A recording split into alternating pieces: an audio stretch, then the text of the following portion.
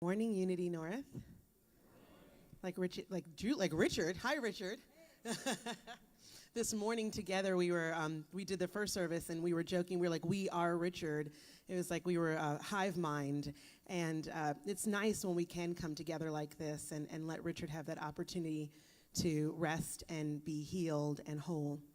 So this talk that Richard sends to us earlier in the week, it's such a gift. We get to kind of peek into his mind before the sermon is delivered, especially if I'm going to lead meditation that week. It gives me a sense of where I'm going to take the meditation, and I always like to take the meditation and tie it into the talk and make the talk give you an opportunity to integrate what he does on a cellular level. And this particular talk is very close to my home, because if some of you don't know my background, but I started out teaching yoga, and in this country, the word yoga is a homonym. In classic circles, in classic philosophy, the word yoga means the state of oneness that is actually attained through meditation practice. It's not even the practices, it's actually the experience of the individual self dissolving into whatever we want to call the greater mind, the greater self, the highest consciousness, God, Brahman. There's infinite names for it. It's not downward facing dog, as much as I do love teaching that. And we get kind of caught up in the idea of the body, and we say, oh, my body's feeling really good, but it's about so much more. And we do live in a very body obsessive society. And, as a woman especially, and as an athlete, my undergrad is exercise science. I've been a trainer for years. It's hard not to look at this, and you're also beautiful, and not forget that what I'm looking at is just a fraction of what there really is as relates to who you really are. And it's not to say that the body shouldn't be treated well or cherished, but it's important to understand, in the spirit of the interfaith spiritual center that we profess to be, to use the Buddhist term, the body is impermanent. It's part of our story. Julie artfully said this morning, we're only going to all do two things. We're going to be born and we're going to die. And we have to remember that everything in between is our story, and it's a flash in the pan. It happens so quickly. So in every religious system, there is teaching about non-attachment to the physical experience as, I don't like the word insignificant, but just as a part of who we are.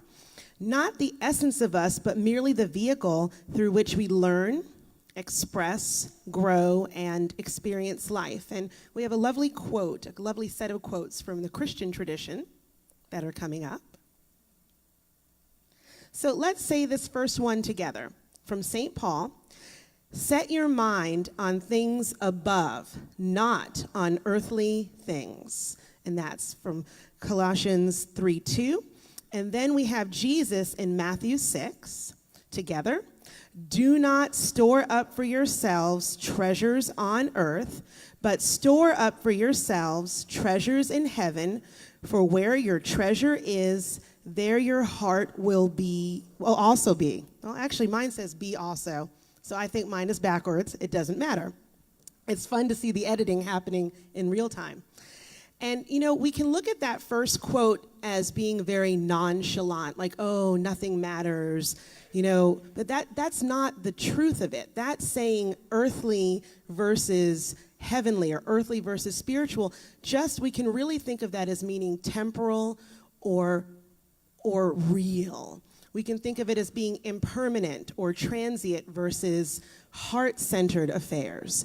We can think of it, am I going to really get angry about this particular situation, which will change in 5 minutes or 5 years or 50 years, or am I going to stay anchored in the truth, which is that I'm love, and that can never be taken away from, despite the situation that's outside of me. So what do all of these masters and sages and prophets have in common? Well, first of all, their focus was on the spiritual, again, using that word meaning the greater, the higher, and not the earthly, meaning the stuff that we just get caught up and stuck on. Spiritual things must be spiritually discerned, and later on I'm going to give a couple of suggestions for developing that discernment. All of these sages, by the way, have left their body, and amazingly, their greatest impact came after that transcendence. So the truth that they offered wasn't just relegated to their skin suit that they were wearing. These physical suits, and in yoga, in traditional yoga philosophy, we refer to these skin suits as koshas. And we don't have a slide for that, but the word, because I know a lot of you like to take notes, is Koshas. And in Vedanta, the idea is that we have 5 of these suits that we wear, which I think is very fascinating. We had a lot of fun with this in first service. The first suit that you wear as a spiritual being is the one that I see when I smile at you, and we would translate that to English saying that's your body that's made of food. And some of us made jokes about maybe they should be made of less food, or maybe made of more food, or higher quality food. But regardless, it's called Annamaya Kosha, and it means this. It's the body made of earth substance, and it's our temporary. It's like the clothes that I'm wearing. The next body, and if you're going to a unity church, you're probably very familiar with your chakra system or the idea of subtle energy. That next body is called prana maya kosha, and it's the body that your subtle energy flows through. It's the body that when you're sitting close to someone, you can kind of feel that electromagnetic field from them. A lot of our spiritual insights come from this place, but even further beyond, sometimes our illness begins in these places as well and manifests outward in the physical body. If we go in a step further, and that word that I used, kosha, by the way, means lampshade, that each one is like superimposed over the next. It doesn't mean that they're more real or less real. We're just using that for a way for you to organize it in the mind. The next one is the field of your mind, and we call that mana maya kosha. And it's mental processing, like Avril is giving talk right now. Avril has to go meet a friend afterwards. Just thoughts come, thoughts go. It's normally my active conscious mind. But if you go in further, there's a place where your intuition comes from, and we call that your wisdom body. So now we're at number 4. And that's Vijnana Maya Kosha. Yana means wisdom, and Vijnana means the source of wisdom. And the finest of your bodies, the most subtle of your body, is called Ananda Maya Kosha, which means the body that is made of bliss. And when you recede into deep, deep sleep, and it feels like your personality kind of disappears, that dreamless sleep, that we would say that you were at that level of the causal plane. But in the source, in the place of the deepest meditation, in the field where there is no separation, there is no body, and we call that Atman, or the domain of the soul. And so all of those outer ones are built on experience and time, and you don't have to subscribe to the same philosophy to say that even in this lifetime, you have reincarnations. You are born, you have experiences, and then you're born again. The idea of this body is that it's supposed to be temporary, yet we put a lot of focus on healing it, tending to it, making it last longer, extending its life, and spending thousands of dollars keeping it looking good till we're 300 as if it's eternity in the end result. Well, I put a lot of effort in this as well. But are we putting effort in because we're afraid of something? We're afraid to let it go? Or are we putting effort in to make it strong and vibrant so that we can do great work? Do you hear the difference?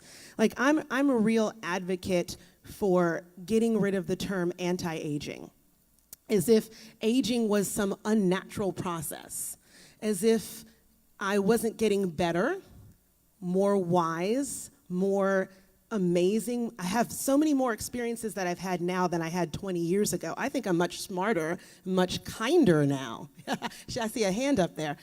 As well as the fact that in most indigenous cultures, who were the most revered people in the community? Our elders, the crone, the sage, the wizard. I mean, you don't get a wizard beard when you're 15, right? So there's there's something to that now we look at it like that's something we need to be afraid of. And if we think about it just intuitively, there's many different ways to view God. I've done different meditations with you on different expressions of God. And one form we can think of the divine as being a parent. Wouldn't that be a crazy joke that your whole parentage, you love your child, and at the end it's going to be something terrible? Like, I can't accept that death is necessarily a bad thing. We just don't know. We have ideas, we have hopes, so our fear projects it. Does that make sense? Whereas, why would that be the great equalizer? Why is every single person going to experience that and it's something horrific? So it's really about attachment as opposed to health. I do treat my body well because I want to be of service. I'm trying to treat my body well because it's a treasure, but not because I'm afraid of my impermanence. So yes, sometimes, thank you. I got an amen. All right, that just made my day. Thank you, Atiba. So as you can hear, sometimes the body responds and rids itself of impurities and said, why did you eat that cheese plate when you were in Asheville this weekend? And sometimes it doesn't, because you know that cheese talks to you, right? And Julie and I were talking about sometimes you listen to your body's mind, and sometimes you listen to your wisdom mind. And this weekend I succumbed to my lower nature and ate the cheese platter. And now my lungs are telling me that. So our job here today is to explore the causal reality of spirit, which is a wholeness, and it's untouched by any physical experience. You know, yes, my lungs are letting me know that dairy and I don't do well together, but I understand that at the core, I am unscathed. That who I am is never added to or subtracted from. It is, and it was from the moment that I was thought of in the mind of God. So that assures that live or die, and hopefully this doesn't lead to that, wholeness has already been realized. That's who I am. It cannot be added to, subtracted from, changed. My concern as a minister is more about how we meet dying than saying that there's some magic wand that is going to prevent that. And I recently had this experience with a very dear friend who people use the term, untimely death for. And that's a very loaded statement because this was his story. And who am I to say it was untimely? He was quite young. He was 50 years old. And when I met him I'm an exercise physiologist. That was my job before I switched to this job. And he had a lung transplant. He had something that was very similar to cystic fibrosis. And that there's an idea that, that after a transplant that you're probably not going to have a long physical incarnation. And about 5 years later on the day, he ended up getting a very serious fungal infection. And because of the anti-rejection medication, his body really couldn't handle it. I was told it was something that we would have probably gotten a little cold from. Well, during that 5-year period that he had the lung, he really took living to another level. He came here several times. He was an avid meditator. He was exercising. He was fully present. I think that it touched him. He understood that he was temporary. So he was making every moment heaven. And at his funeral, he had 65 best friends. I mean, everybody got up and was like, so the thing is that Kirk was really my best friend. And you don't really understand that, no, he was my best friend. And then finally, when the last guy got up, he goes, okay, I met Kirk when we were 2 years old. So, and I was like, this is amazing. This is what you want to know. You want to know that you had a romance with every single person that you ever encountered. That when you were with any person, that they were the only other person in the world. We have this capacity for that level of intimacy. We're just too afraid, and we put too many boxes around other people. When Kirk made his transition, he was an adopted person. He was adopted. He was an only child, and he was not married. And his adopted parents had transcended, so who he had were his friends. And he made everything so easy. He even wrote his own eulogy, which was very, very funny. We went to his service, and it was at the Monastery of the Holy Spirit in Conyers. Who here is familiar with that amazing abode? Yeah, I thought so. And he had a natural burial. So he was there, and he was in the shroud, and we were singing a cappella hymns at the gravesite, and he was covered in flowers, and we actually got to bury him. We got to pour the soil in, and it was a birth in reverse. It was. And I thought, wow, he brought all these people together, and if you knew Kirk's friends, most of them would never wear rubber boots and go to the woods in Conyers. They were fabulous divas and devos, and we were all in rubber boots digging this, and the joke was, look, even Kirk got us all together to do this. And I thought, he has taught me something. He left on Palm Sunday, the day after one of his best friend's birthday, and it was just like a breath. And I said, this moment, this is life. This is it. He gave me composure. I realized how much I was afraid, even as a minister, of my transition. Well, in Buddhism, there is an idea of something called bardo. And after you leave this life, you go to this place of kind of interbeing where you're either going to be recycled or not. And the reason that most of us come back, according to this theology, is because we're afraid. And the kind of life that we experience has a lot to do with how afraid we were to cross that threshold. And I think there's a profundity in that. There's a quote that's coming up that's from Taoism, from Lao Tzu. And I'd like us to say this together.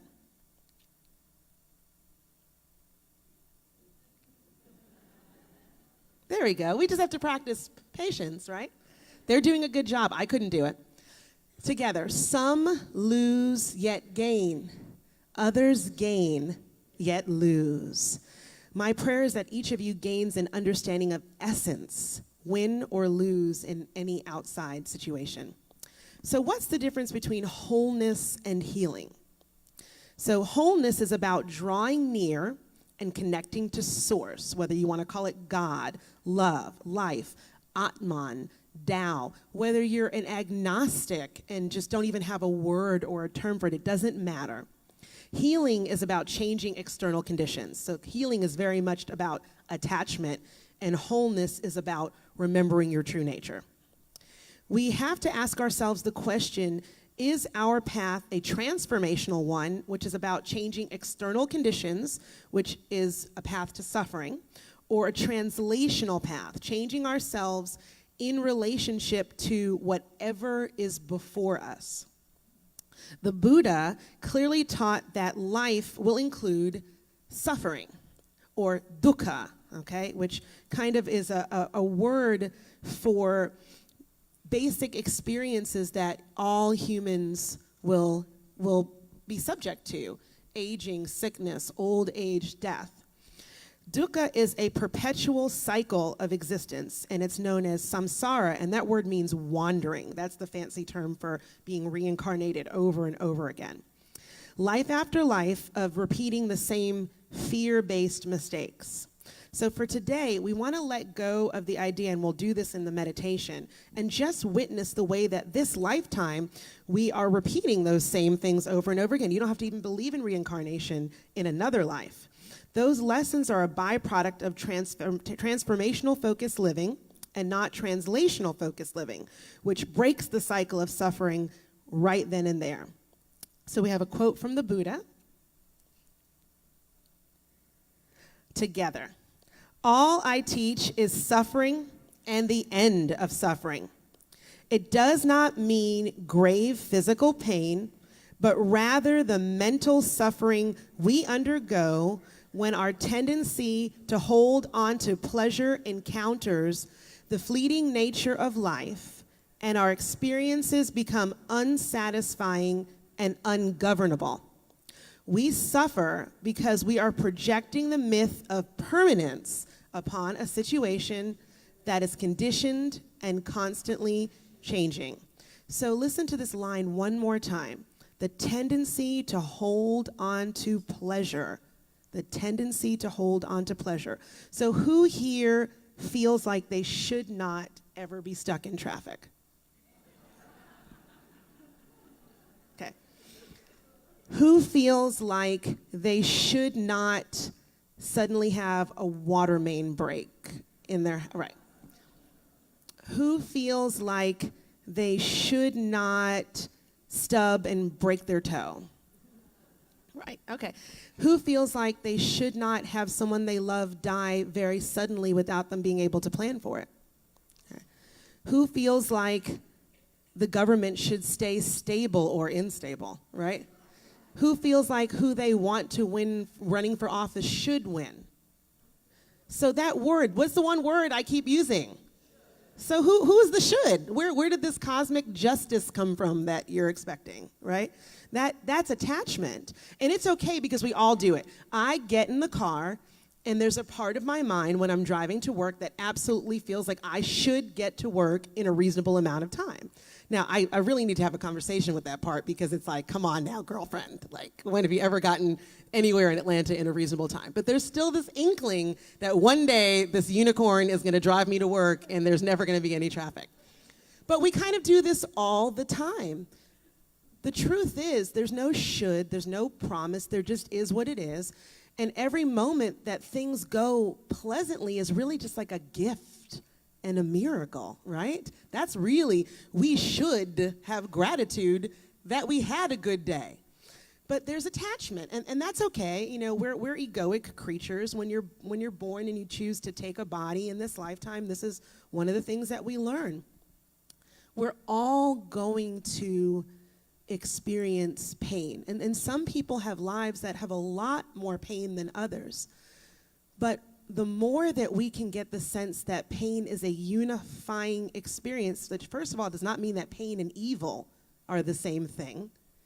Pain is a vehicle for compassion. Now that I look at my life and I say, wow, I'm experiencing this pain, when I see someone else's pain, it is supposed to motivate me to want to alleviate that suffering, to connect with that person, as opposed to just make, it's my pain, it's my pain, it's my pain, and should. Our job on the quest for healing is to break this cycle. And the only way to break the cycle is to turn our attention from the realm of effects to the realm of cause within. And we become more concerned with cures than healing. So we have a quote from my favorite Sufi mystic Rumi. Maybe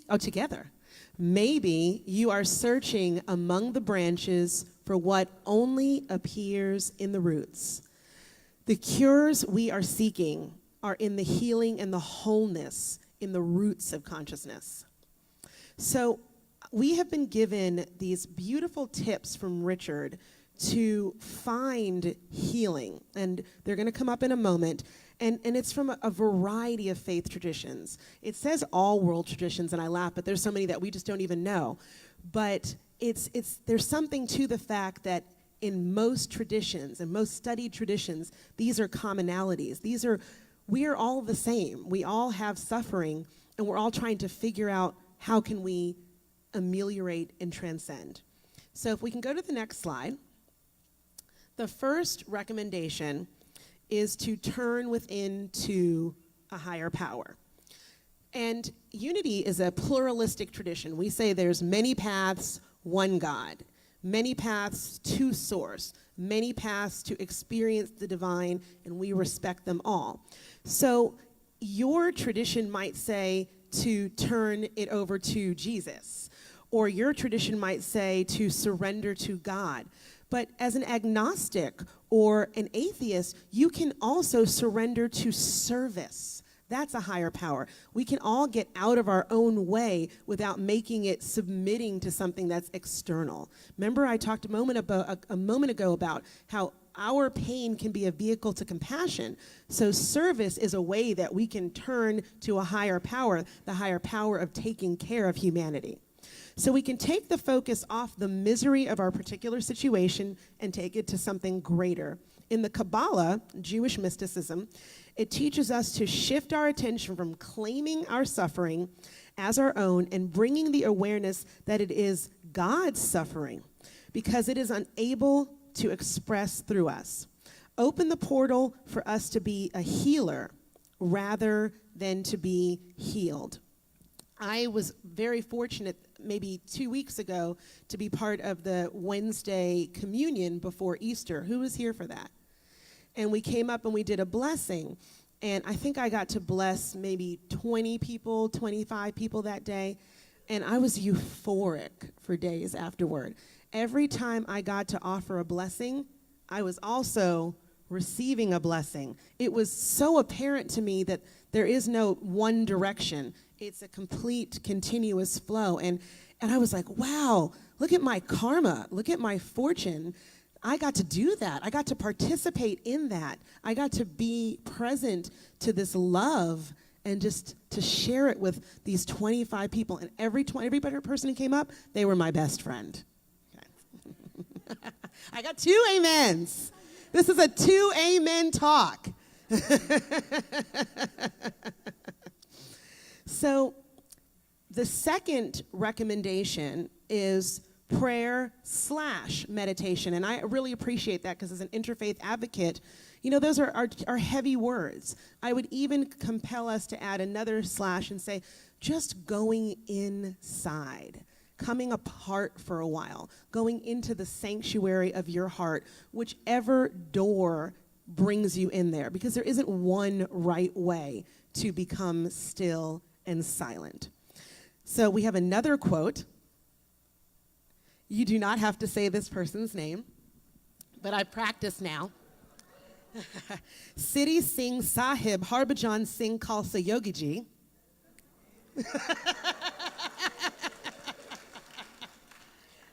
Let's do this one together.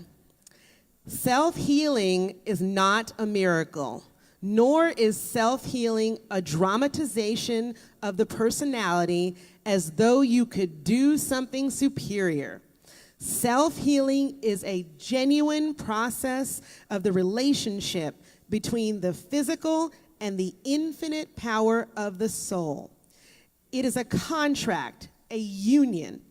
When a person prays, he/she is extending himself outside, but the reaction is actually happening inside.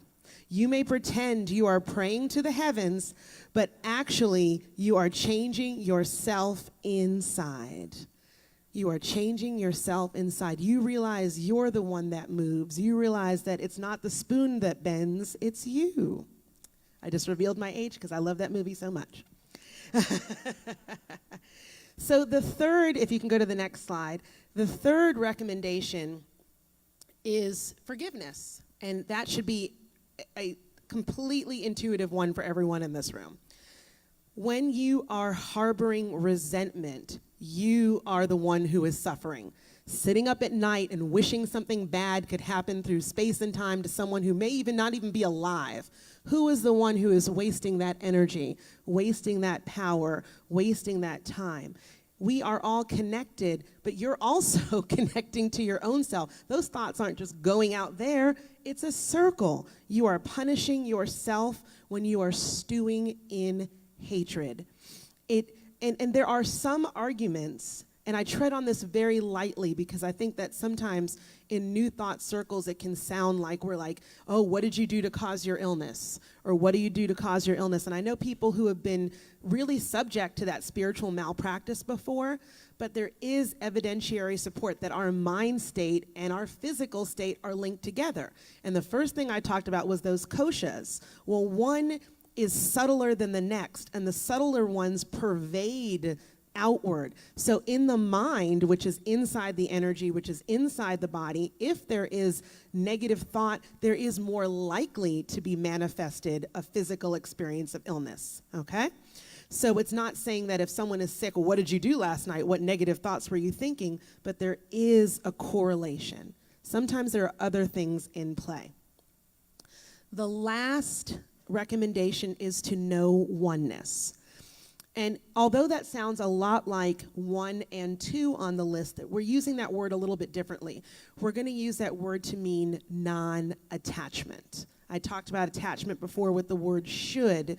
which when I work with my patients, I say, you got to get that should out of your language, because should really nice people live forever and really, really mean people not? I mean, sure, should. You can should all you want, but this is the reality. Knowing oneness means operating from the heart, mind, and soul with the infinite, aligning them together. It shows up as all of creation. You can be in a painful experience and be at one with it if you let go of the idea that it should not be happening to you. Do you believe that the mind of God is much smarter than the mind of our individual experience? Yes or no?